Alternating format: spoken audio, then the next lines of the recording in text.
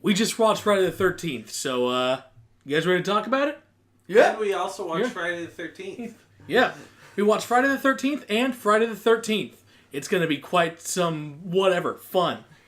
Let's do it. Haha!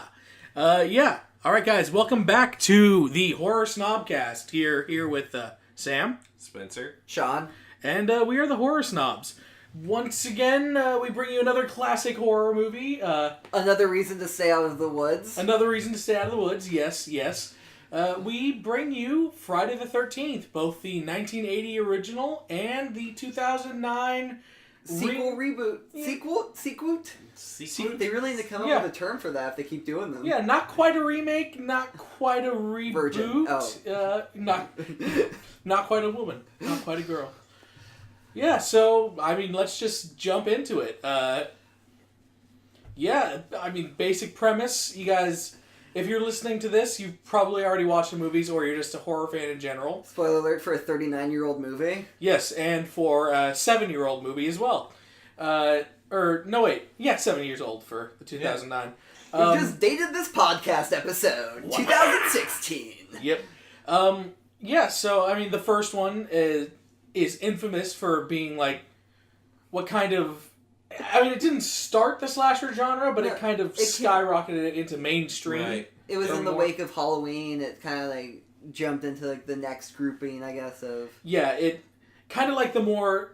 I would say it gave birth to the more low-budget side of slasher movies, or at least popularized it enough where they started making them like crazy.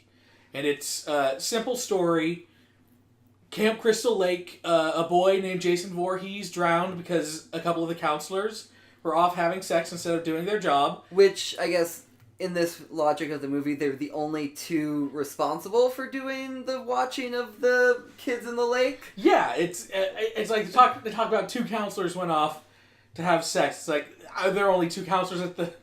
but whatever. He drowns, and now, a few years later, two of the counselors are killed, and they try to reopen the... No, 22 years later. Well, the first two counselors were killed shortly after Jason died, I think. Yeah, wasn't that... It was 1958. Yeah. But then they reopen it, 20 years after that. They try to reopen it, and they bring a whole new cast in, and they start getting killed. And so... Kevin Bacon. Yeah, Kevin Bacon. One of Kevin Bacon's first movies.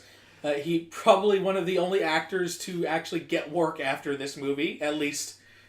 go on the rise in his career. No, I looked at a few of them. None of them did anything else, really. Okay, yeah, so probably one of the only actors to still work after this movie. Oh, I guess other than of the younger ones, he's Mama Voorhees was an already established actress. I know it's jumping ahead a bit, but spoiler alert, and if you didn't already know this, the killer of the first Friday the 13th is not Jason, but instead his mother, Mrs. Voorhees, because she was angry that these counselors let her son drown so they could diddle. That's also not a spoiler if you're one of the 5 people who have seen Scream 4. But, the original Scream is where it's the original one. Yeah, the original Scream. That's the question he asks Drew Barrymore. Yep. Yeah. Sorry, I just fucked up. I just lost my cred. Yeah, but even that's not a spoiler. That's just we'll get to Scream eventually, maybe. She's a killer, and there's really not too much of a plot to talk about. Not really. Friday the 13th, even for the remake, which we'll get into a second. The remake throws in more of a plot, because I feel like the first one had the one dude with the mustache who was like, I'm going into town. And then he's like, I gotta go back to town. And then he gets, or back to the camp, and he gets killed. But yeah, there was a great moment of strip Monopoly. Yeah, strip Monopoly. Still trying to figure out how that works. Yeah, Monopoly, probably the weirdest game to make into a strip game. I think Life could beat you there and making that one a little weirder of a strip game. You know what? Okay, strip Life. That's just, you got a mortgage, a kid, and you're naked. Welcome. Usually it happens in the reverse order. Yep. But yeah, really the plot is just these new counselors go up to the camp in some mighty short shorts that only the 80s pulled off. Oh yeah, God, the shortest of shorts. But thighs aplenty. We do love those 80s shorts. They're so wonderful. Amazing 80s shorts. Especially on that Kevin Bacon. He was sizzling in those. First bacon pun of the podcast. Sizzling bacon, I hate you. But yeah, and they, instead of doing their job, they're goofing off, so Miss Voorhees... I guess, like, all these movies, though, they do take place before the kids actually show up. Yeah. It's always one of those of, like, oh, it's a week before. Yeah, the campers never show up. They're there, like, a week and a half early to get the camp ready. Oh, yeah. I want a sequel of every one of these movies of, like, the bus full of kids, like, get dropped off by, like, the 80s craggly, like, bus driver with, like, the cigarette hanging from, like, apparently their mouth. Actually, like, you know, you can make an argument because in the remake sequel, there actually is an overturned bus in there, and so maybe something happened. I don't know. It's a part of the story we never got. Or like, well, I guess, like, I don't know, real quick, does the sequel reboot take place then? Like, we're ignoring Jason Goes to Hell. So I think it's ignoring pretty much everything other than the first movie. I don't know, because I guess, because I feel like, I mean, the other ones, though, could exist still within the context of the movie. It's like, but Jason Goes to Hell, he gets destroyed. He gets obliterated. And so it's like that doesn't matter, though. Okay. Well, I mean, for the Jason they present in the remake, I think they're just like, okay, we have the lore up until the end of the first movie, which is, again, spoiler, but not really, because if you haven't seen it at this point, you probably already know. Mama Voorhees gets her head chopped off, and then the last camper goes away. And in the original, that's the only time we actually see Jason, is she's on a boat, like, floating to safety. The cops are on the shore, and then, like, Jason jumps out of the water and grabs her, but then she wakes up in a hospital, so we don't know if it actually happened or was a dream. The scene, and like, Jason's actually a little boy in that particular scene. But then he's like a big man in the next one. It's don't worry, it doesn't have to make sense. Or I have a theory. It could be his Lazarus pit to bring in DC comic lore. Well, he just rejuvenates himself to when he was a boy from water. My theory is that she never saw him, and so she just was imagining him as a little boy, but it was actually the Jason that we know from all of the other within movies, the context of these movies, that is 1,000 times more logical than my Lazarus pit. Yeah, but you know what? At this mine's not as fun, I guess. At this point, I think not to sound like trying to be a fanboy for anything, but just DC's best chance at actually, like, having a successful movie series might be to, like, buy the rights to Friday the 13th. Well, actually, at one point, or, like, Warner Brothers, I thought, owns the rights, or did at some point, so there was a chance. Oh man, imagine Justice League 2, everyone versus Jason. Or Jason saves the Justice League. All right, make it a twist, make him the more good into guy. That. Yeah. Jason Voorhees, killing teens for the good of the universe. You find yourself, you live long enough to see your killing teens done, and you become a hero. To bastardize a Dark Knight quote. Yeah. But, I mean... Enough of DC. But yeah, that's where the original one ends, and then at the very beginning of the remake, reboot, whatever you want to call it, is they redo that ending with the last camper killing Mrs. Voorhees. But it's different actors and everything. Different actors. They're not even really making an attempt to... And that's fine, because that's what this movie should be. Oh, yeah. But then they change it, like, Jason didn't actually drown, and he saw his mother get decapitated, and that's what spurred him for the next 29 years to become a super killer Jason, but also... Fast Jason. And also surprisingly learned for... Jason. Yeah, he knows how to work electricity. Yeah, I mean, he never says anything. Yeah. But, maybe the school kids had, like, books, and it was like a science camp. So they retooled it for a science camp, so we just read some books. There's the story. Jason's origin. Jason teaches himself. Or like he keeps one of the campers alive to teach him how to read. Yeah. I mean, you get to see Jason's house, which is nice. Yeah. You know. Jason's house with his underground railroad. Yeah. Which, again, he must have built entirely himself, which that's no easy feat. No, that's not easy. No, I've tried to create tunnels under my house all the time. Like what we were talking about while we were watching the movie, that, this is... Jason's got to have something to do while he's not killing campers, and he's usually not killing campers, so you gotta have a hobby. Exactly. Did Jason start the pot farm? Is Jason a pothead? Oh yeah, the story we begin with is there's 5 teens out camping. In the remake, they don't even bother having them be counselors anymore. They're just camping near where Camp Crystal Lake was, and they're out there to find a pot farm, but also to get all let's fuck. And did they maybe look for the Blair Witch? Connections! I doubt it, though. Yeah. They didn't have any really handheld cameras, so how are they going to find her? And there was no... the Confederates. No Confederates. No, although a Southern dude. Yes. That grows pot. Yes. They begin the movie, these guys out looking for pot. Most of them get killed right away. Then there's, 6 weeks later, another group of teens go out there. And again, the only real story is Jared Padalecki's character. Supernatural Sam Winchester, if you're a fan. But I'm sure when I said Jared Padalecki, if you were a fan, you'd already know. And if you aren't, he's one of the dudes who's in Supernatural, which has been on... It's now in its 300th season? 12th season. 12th season, but close. Yeah. Entering its 12th season. It's the only real, story is that he's the brother of one of the girls who was out there, so he's out looking for her. Good luck telling the brunettes apart. Yeah. Oh, yeah. The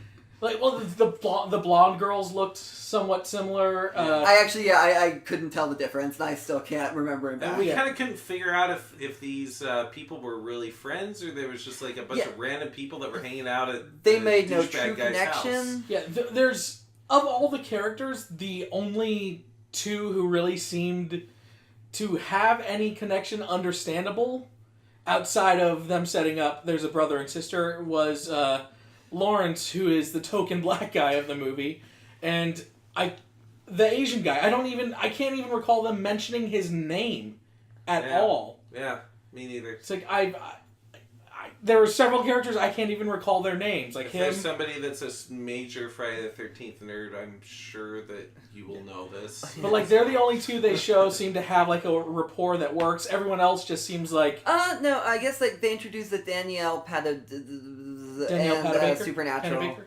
You'll be the pronunciation one of the group. No, but she seemed to be really into helping him find his sister real quick, real fast. Well, yeah, but I mean, of the group of friends, because... the group that came together. Sam Winchester's not in the original group of friends. He's, on his own looking for his sister.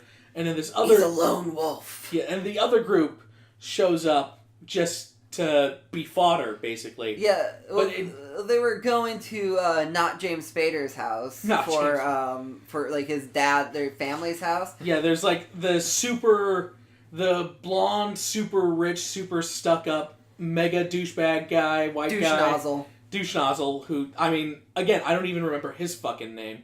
I know Was there an Aaron in there somewhere? Maybe? Yeah, maybe. Maybe I'm sensing an Aaron or an Aaron or a Donnie or... This segment brought to you by one of those televangelists. Yep. Or no, not televangelists. The biggest douche in the world. Telepath? No. Or no, the biggest douche in the universe, rather. I know someone who communicates. A psychic. Yeah, psychic. Televangelists and psychics. I mean, not exactly the same thing, but close enough. I have an IQ of 22. I'm even amazed I'm here. But yeah, they're all at Mega Douche's house. None of them seem to like him. He doesn't seem to like any of them outside of him trying to sleep with first Danielle Panabaker's character. But she, clings on to Supernatural real quick, real fast. Yep, and then he just sleeps with... On to the next one. Yeah, sleeps with this other girl. I don't know, I kind of had the impression that him and the brunette girl, they were boyfriend-girlfriend, and then he was just like... No, that's Daniel Panabaker. Yeah, and then she was like, oh, I'm going to go off and help this guy, and And he's just like, oh, fuck this, I gotta fuck something, so... I mean, there was kind of the sense of that, but she also just seemed to think he was the skis-ball he was. Yeah. It's weird. I don't know, yeah, I thought, like, they all kind of just, like... it all seemed like they drew cards and decided to all go up to town together. Because, dude from Veronica Mars and the one from the boat, Other blonde guy. Yeah, Ryan Hansen. I got someone's name. He's also really great on Party Down. But him and the blonde girl, one of the blonde girls, connected real fast, and they went and drove the guy's boat. Yeah. Yeah. And she straight up takes her top off and goes wakeboarding or water skiing or whatever. I will give the remake. I will definitely give the remake props for not. I mean, even with the storyline they kind of try to put in there, it doesn't take itself more seriously than it is. It knows it's a slasher movie, and it knows, like, slasher movie. What's one of the things, like, the cornerstones of a slasher movie? Bloody deaths and female nudity. Bad acting and jet skis. But those, it has all four of those things. Yep. Don't worry. It's got all four. Yeah. And, I mean, probably the least of which being jet skis, but... Yeah, because it's not jet ski. I used the wrong term. I'm just going to stop thinking of things. Just water skis. Water skis. There's water a term. skis in a boat. Yeah. But it's a wakeboard, you guys. God. Okay. That's Natalie Wood. If you were paying attention to her feet in that scene, then the director did his job incorrectly. Because clearly you should have been noticing how she was holding on. It was kind of like her one hand over, one hand under. Yeah. That's like her technique. Excuse you, for that. I am not Quentin Tarantino. I do not watch people's feet in movies. Oh my God, you're looking at her feet? What's wrong with you? But yeah, it's... Tarantino likes feet. Feet are gross. This message brought to you by Quentin Tarantino's foot powder. Put it on your feet so he can look at them. Or don't, because he'll look at them anyway. Yeah. Okay, Tarantino. Sorry. Tarantino, weird how did guy. This happen? I mean, we can just kind of talk about any elements of it now, because, I mean... They blended together. Yeah, all you really need to know about the movie is they're all there. Most of them get killed. Supernatural, Jason all of the people that were in the party house get killed. Yeah, it only ends up being... Yeah, anyway. It comes down to Supernatural and Danielle Panabaker. Did we say that his sister had been being held captive? Is it by Jason? I was actually just gonna... Is the sister named Whitney? I think the sister's named Whitney. I don't fucking know. Again, the names in this I hardly remember except for Lawrence. I don't know why I remember that, because there's a moment where he's talking to himself and he called himself Lawrence. I feel like so that's why I remember. I guess, like, for me, I always hear the term Lawrence. I always think of, like, a snooty French person. So it's just like, maybe it's just like that. Like, I mean, none of them were snooty French people, so just hearing the term Lawrence. Yeah. That's interesting. Yeah. But they find out that Supernatural's sister wasn't actually killed at the beginning with Jason, even though it looked like he brought that machete right down on her. Yep. He brought it up, was about, like, did they stop? Like, he was, like, bringing it down? No, like, he swings it, and as he's coming down with it, it cuts to credits, and it looks like he, at the very least, cut off her hand. But... Well, I guess, like, Jason chops a lot of wood, so he has, like, really great strength of, like, when to stop it. Yeah.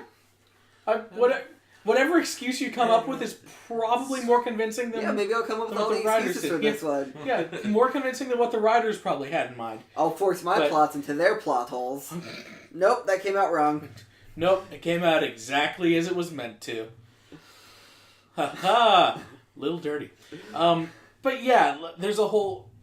like, he doesn't kill her because she looks like his mother as a younger woman. So, the mom in the reboot,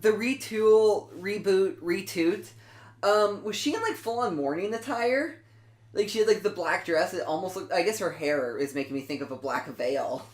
Maybe. I'm just thinking of her in like full like 90s Christina Ricci outfit. I mean, those scenes were in black and white, and they kept flashing with the lightning so much that it was. It wasn't full black and white. It was just such like turned down colors. It was like an episode of Game of Thrones. Yeah. Because it was like some of the grass had like some of that light green, like or like the darkish green. So it was just like they're turning the colors down, but not fully. Yeah. So like it was an almost black and white, or maybe I was just picturing the green. There was a lot of bright white flashes. Like maybe at the beginning, yeah, and it. I mean, like I guess the sister kind of looked like the mom, so Jason kept her alive in his Underground Railroad, and so Supernatural. So we have to make sure that you know that Jason can keep people captive. He does things that are beyond what Jason is known to do in other movies. In the remake, he's not just a lumbering. Supernatural focused killer, which is weird to say supernatural when I'm referring to as a character as supernatural. But like in any of the other Friday the 13th, where Jason's the actual killer, he's just kind of a lumbering giant that just walks around and kills everything. But in this, he's more of like... We call him Fast Jason. He's Fast Jason. I guess like 29 years later, he eventually got a little lonely. Yeah. Like, once the campers fully stopped, like, coming there... See, there... like, my thing is about Jason is that I'm like, oh, wow, he knows how to work handcuffs. You know, like, that amazes me. Because all I know of Jason is just...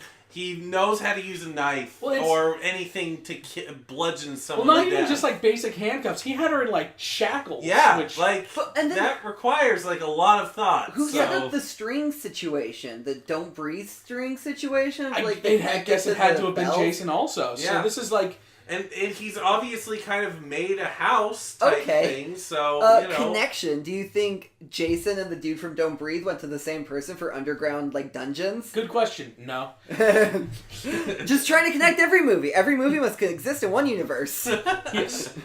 All movies exist at the same time. And Harry Potter exists at the same time as Wolf of Wall Street. They are the same. Actually, they do take place in around the same decade. God damn it, Sean. So... The year is 2025. Every major movie studio has combined itself, and every movie's a shared cinematic universe. But for some reason, Johnny Depp cannot stop playing Jack Sparrow, even when he is not Jack Sparrow. He's hit one character, that or Whitey Bulger. Yep.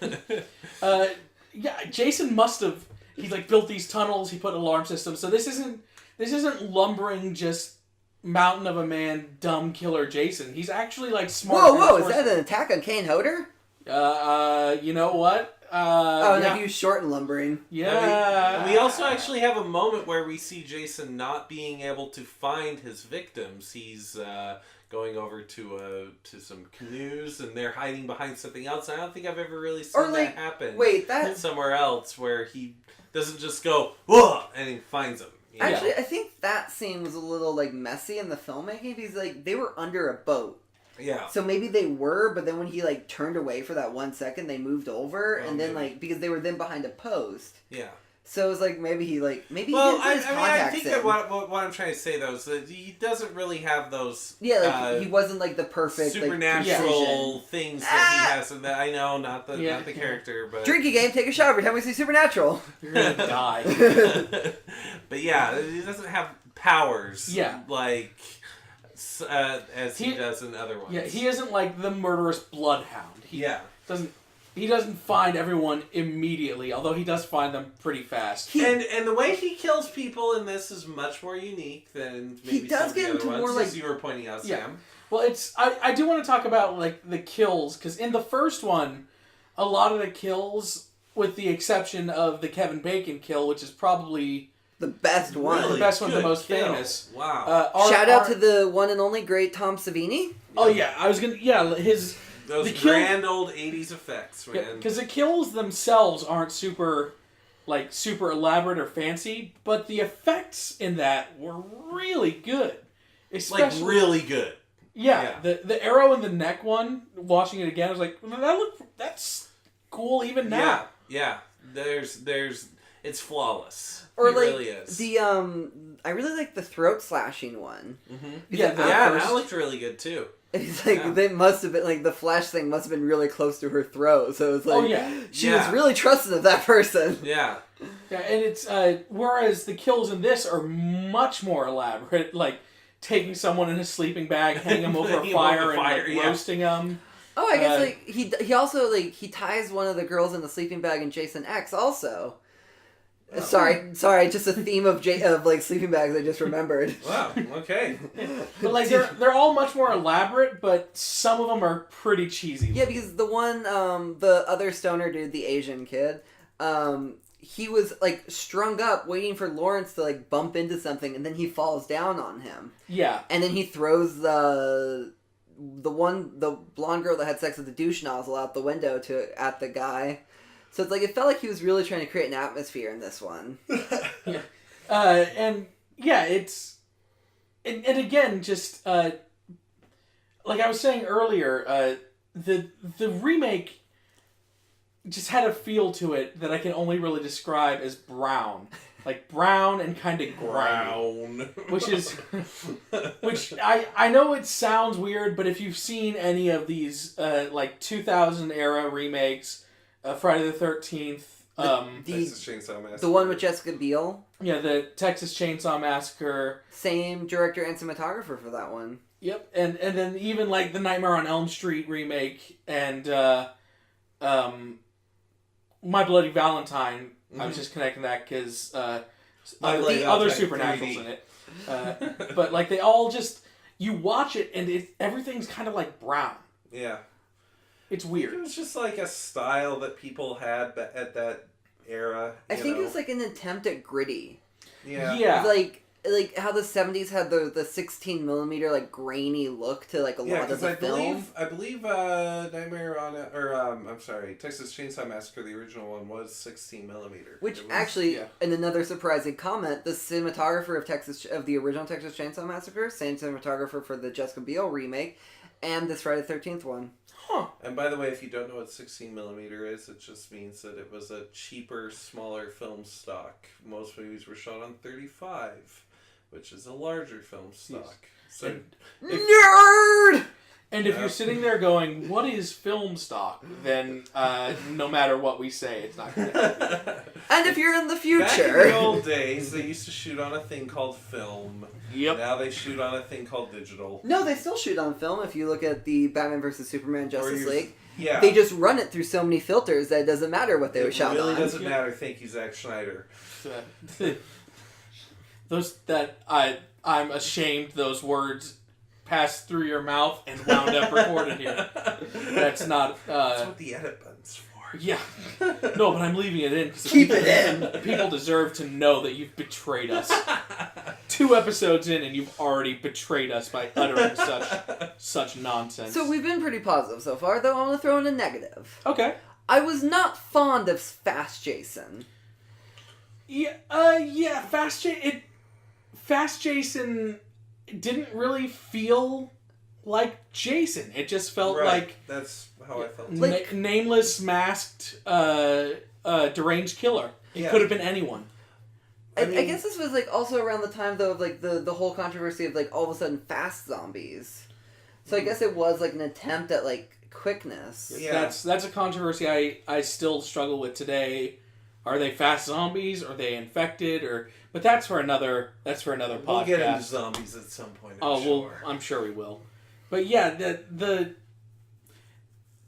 fact that he was fast and coming at him took away some of the menace of Jason. Yeah, because, I don't know, this is probably an assumption. I felt like it was on the filmmaker's part of an attempt at more realistic, of more of oh, he'd be faster, but it's just yeah, but that's not what we want. We don't need to see that. We I guess in the other Jason movies, maybe he is really fast, but we don't see him running because we obviously he's just around the corner, and and we don't see that as a viewer. And so I like the idea that, less is more. Yeah. Less is more, Also, you don't watch the original Friday the 13th movies expecting any of them to live. Yeah. So you're just how is he going to catch up to him? Is he going to teleport? Does he have body doubles? We have no idea, but they're fucking dead. Yep.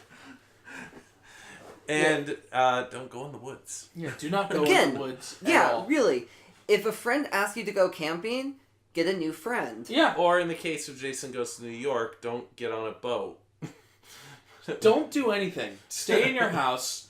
Just hire someone to get groceries for you. Get a job where you don't have to leave your house, and just wait for new episodes of this podcast every week. If you've ever seen... But don't go near your windows. Oh, yeah, Jason will get you through the windows. Yeah, put up, like, gates on the windows. Just live like John Goodman in 10 Cloverfield Lane. Yes. Yes. This is how you stay safe. Very...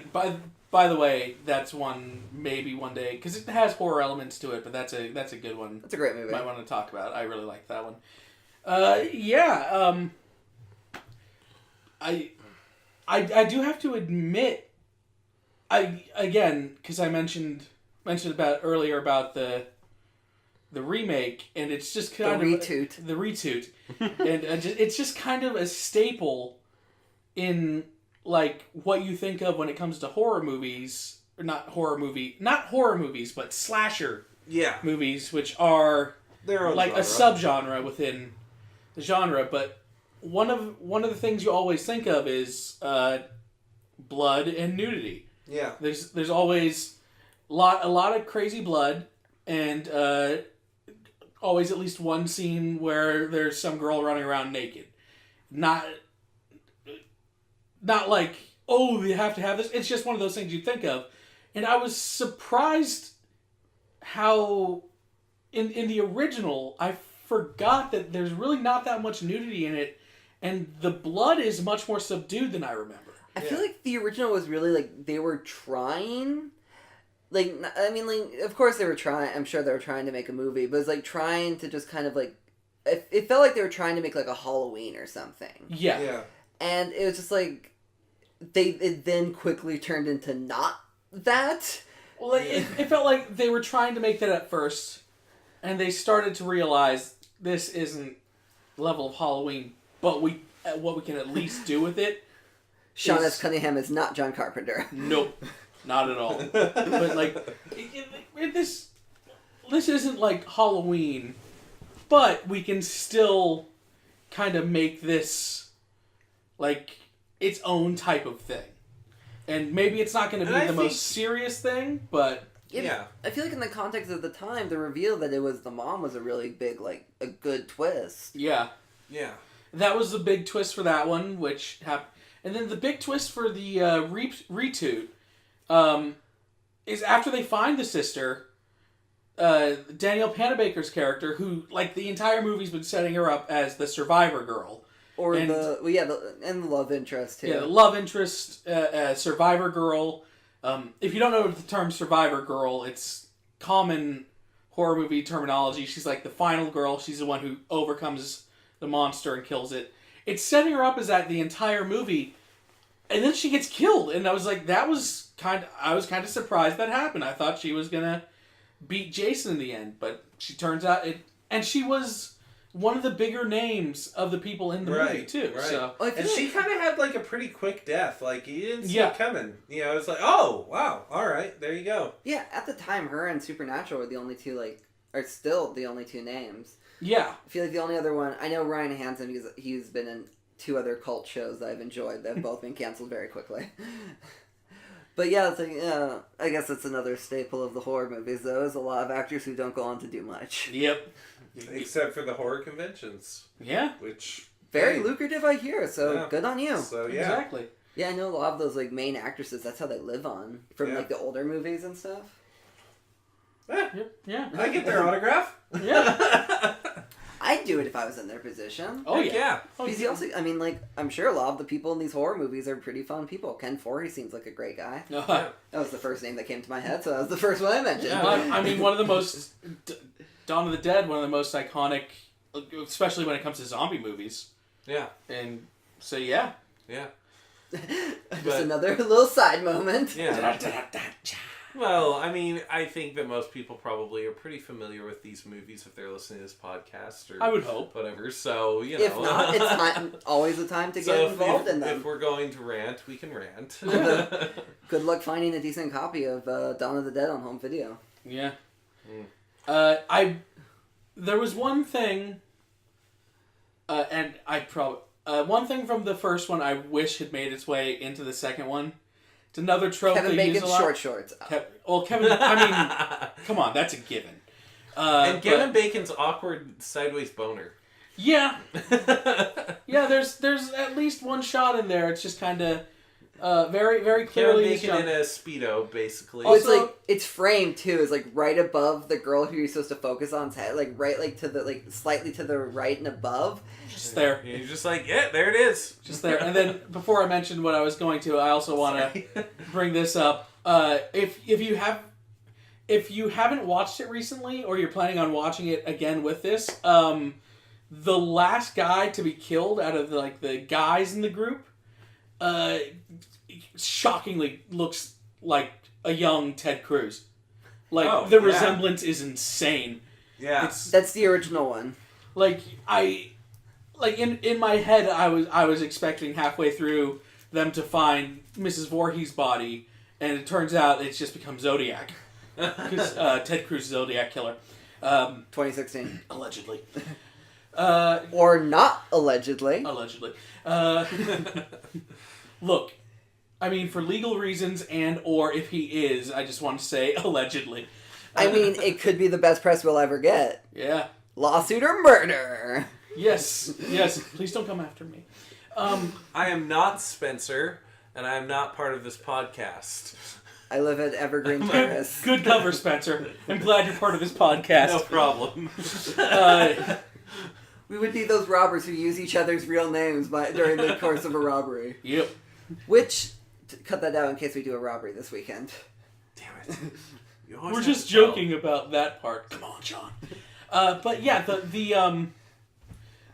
thing from the first movie that I was missing in this one, which I was kind of hoping for, the crazy old loon who tells him you're all gonna die. Oh yeah, there really wasn't that, was there? No, because he was in the first one and he was great when he showed fantastic. up. He has little bicycle. His little bicycle. Yeah, the whole. Wow. Is this the first movie to introduce that concept of the old loon warning the people? I don't know if this was the first one to introduce it, but damn, did they do it well. Yeah. It also had the town. No, they're in Texas Chainsaw Massacre. Oh, they have the same They have loon? the guy in the gas station. Yeah, it's kind of like. So it's not the first one to do it, but still, that's a trope I always love because they always find the craziest actor. I feel like it's always oh man, there's this really crazy person down by the gas station that we should totally get, and you're like, okay, so he might stab us. So if you're looking to cast a horror movie, gas stations. Say hi to my dad. Station. Yeah.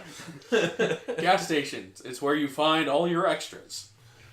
Yeah. It's brought to you by Geico. I always wanted to make Geico? Geico's not a gas station. It's car insurance. I've always wanted to make a movie called Gas Station People. Just about the people that you see at the gas station. They're kind of like people you see at Walmart. They're very unique characters. Anyway, sorry. Yeah. Don't steal our idea. I could see that happening. Yeah. We'll hunt you down if you steal our idea. We'll give Ted Cruz your address, allegedly. Allegedly. Yeah, I mean, I've covered most of what I was thinking about covering. Is there... I mean, the feel and everything of the retoot or whatever we're calling it here. I want to trademark that phrase. It's not going to catch on, I imagine. Yeah. Because a lot of other my phrases have started. Retoot trademark. I went into it and I really did actually enjoy it. The thing that I kept on thinking about with it was, because there are 300 freaking, Friday the 13th. I mean, technically 12, right? Yeah. If you count Freddy versus Jason. And so I can see your average viewer being I've heard of Friday the 13th. I've heard it's a scary movie, but I don't want to watch 12 movies. So shame on you. But it's a property that has a lot of name recognition and everything, and so it made sense to make it as a reboot. And I think that for the most part, it captured the style and the essence of the original ones. I am in agreement with you guys. I didn't like Fast Jason. I didn't really think that was necessary, but everything else was pretty much spot on. And when we were watching the credits, Sean kind of asked both Sam and I, like, oh, well, what do you guys think the budget was? And we were both, like, way off, because it was apparently, like, $19 million, and that for a modern-day movie, and it was shot on 35mm and all that, like, it looked pretty, it was a good film for that. I guess it's probably pretty cheap to film in the middle of the woods. Yeah. And because I am who I am, I'm going to prefer the original one. I like the feel of it and everything, but I can see a more modern, maybe not as into, as hardcore into horror movies as we are, probably liking the new one quite a bit more. And I'm done talking now. Well, before we get to your story, I just want to mention, because you mentioned, but as far as these reboots and retoots and robots and ramshackles go, it was probably one of the more watchable, by far, watchable ones, because some of them, like the Texas Chainsaws, or even like Blair Witch Project. Yeah, you saw last even like Blair Witch, whatever. It's bigger, better, crazier. They try to be bigger or crazier. This one wasn't.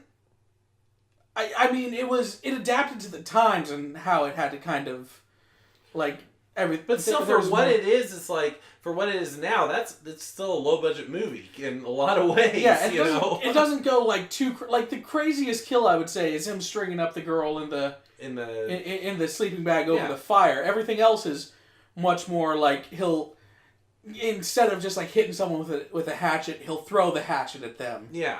Or he doesn't do any super elaborate kills. He doesn't like get like a spear, pick someone up on the spear, throw him through a window, and pin him to a wall or something. Yeah. Just off the top of my head. By the way, do not use that if I've not used that. that is my patented. If you do, we'll nail you to a wall. Allegedly. Allegedly. Nail or spear? We'll get to the point eventually. Ha ha! I hate you again. So, Sean, do you want to do some final thoughts? I mean, to kind of continue on the trend of you guys, I feel like it was the easiest one, though, of all of them to reboot.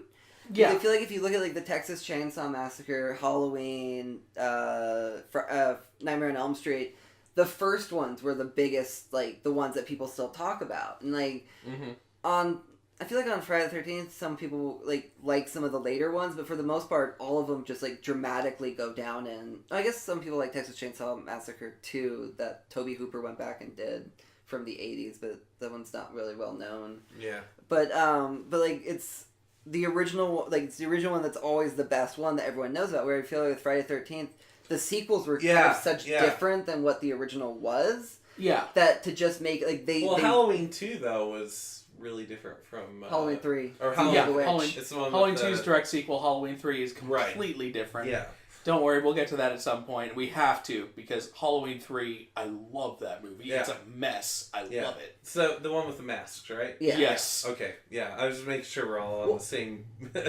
like.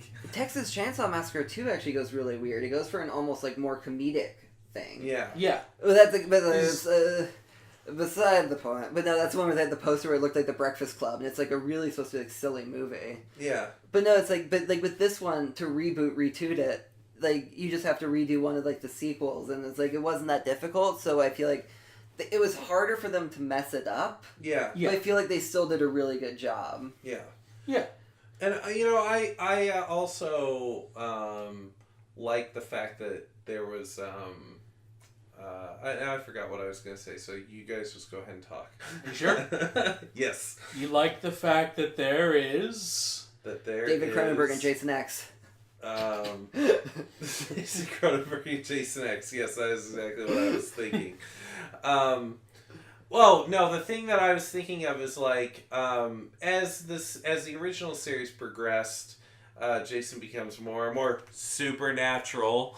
And how many times do you kill him and everything like that? And I guess like in the retoot, this is his first time, and so my theory is like, oh, he's a little more of a human-ish type person because he hasn't been killed a bunch of times at this point. Yeah, the only supernatural thing is they have at the end a jump scare that after Jason has been quote unquote killed. They throw him in the lake with his mask, and then he jumps out and tries to grab the sister. Yeah. And it ends there. It's like, that's... I mean, he was hung, stabbed, had most of his head probably taken off. Yeah, like, they stopped, like, it looked like, it kind of stopped, like, it got, like, a bit of it. I mean, he was harder to kill than Rasputin. I was actually surprised they didn't, Russian history.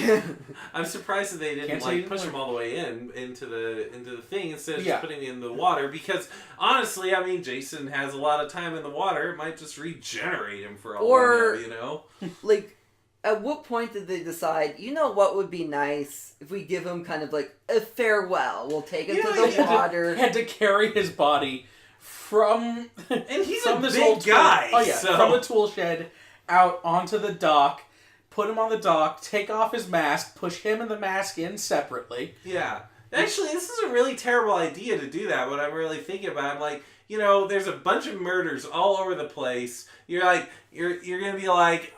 You're the only last survivors. So you're like, this guy did it. This guy that's here that's dead and obviously looks like a crazy psychopath murderer. Yeah. So... If you ask me, you push him into the full of the wood chipper. Yeah. Light the little bits on fire. Never return to the woods. You can't kill Jason, man. No, but you can sure as fuck try. Yeah, you really can.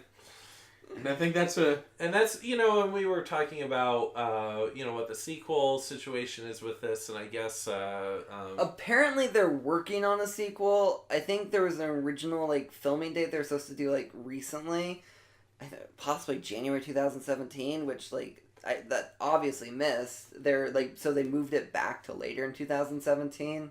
So who knows what the situation is. There's, some disputes within the different I guess like different companies own different portions of it, so there's a warring faction, which is, you know, kind of surprising, because what did it make? 80 million? 91 off of 19 million. You know, this was a good turnaround. It's almost 5 times the budget. Although I'm not sure if the 19 includes the press and stuff.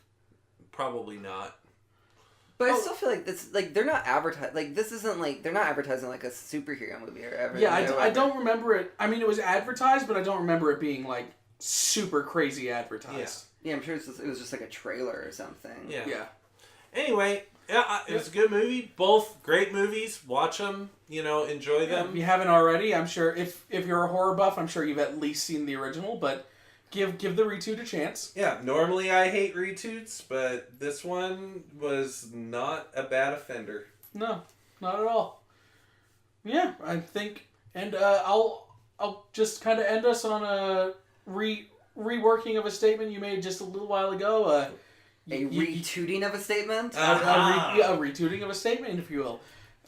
You can never really kill Jason unless you're disputing over who owns the rights. Thank you once again for tuning in. I'm sorry if that sounded weird. I was sitting up at an awkward angle.